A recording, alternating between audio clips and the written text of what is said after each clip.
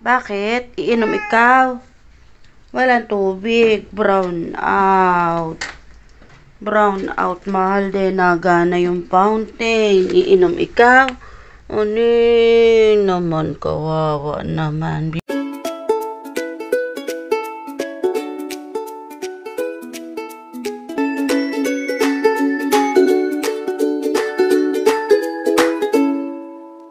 Bibigyan na lang ni mami ng water.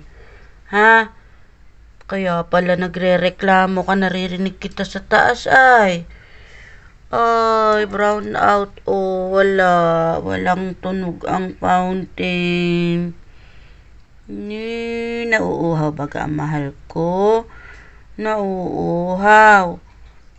Sus. Sus. Dun, matutoy ka uminom dun sa may CR. Mahal. Bebe?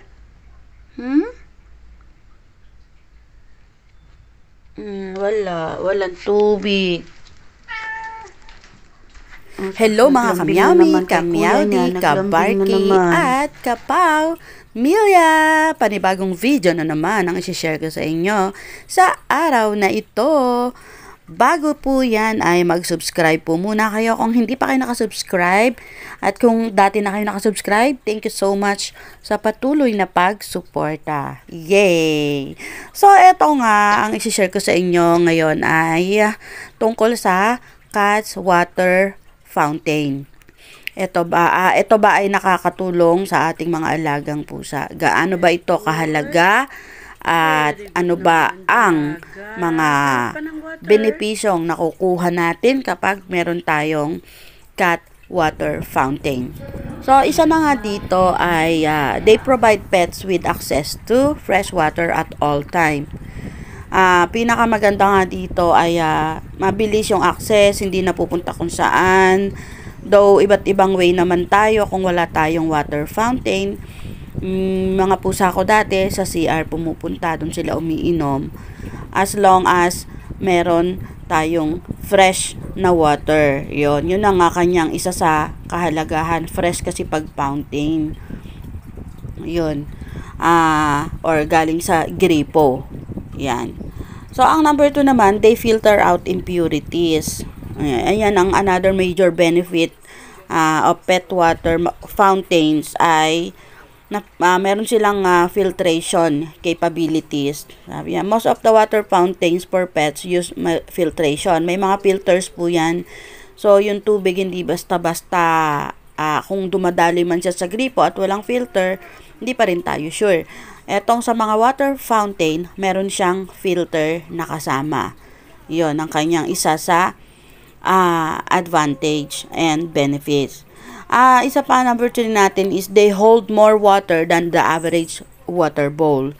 So, ito nga, yan sa akin, yung aking water fountain na yan. Though plastic siya, malaki siya, hanggang 3 liters ang kaya niyang ilagay dyan. Unlike dun sa mga nakastock lang na hindi fountain, limited lang yon, either 1 ml or 2 ml. At pagka masyado na malaki, hindi tayo sigurado kung okay pa ba yun na ganun karami yung stock na ipaiinom natin. So, maganda yung yung fountain kasi nga yung average na laman kaya niyang i-handle. So, just in case na hindi tayo pwedeng mag-alala na baka kailangan na natin mag-refill kasi movie nga siya, just malalaki. May malalaki. May maliit naman pero may malalaki. Hanggang 3 liters. 3 liters. Yan, yung kagaya yung sa akin is 3 liters nga.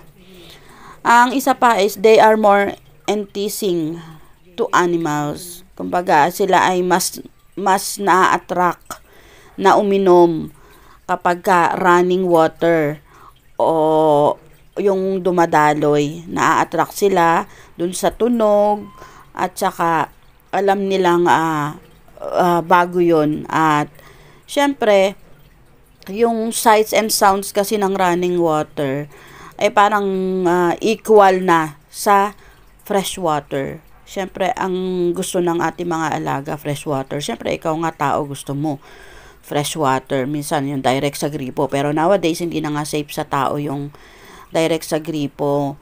Lalo na pag mga nasa city ka, di na safe, di na tayo sure kung ano yung dinaluyan ng mga tubig. O, ayan.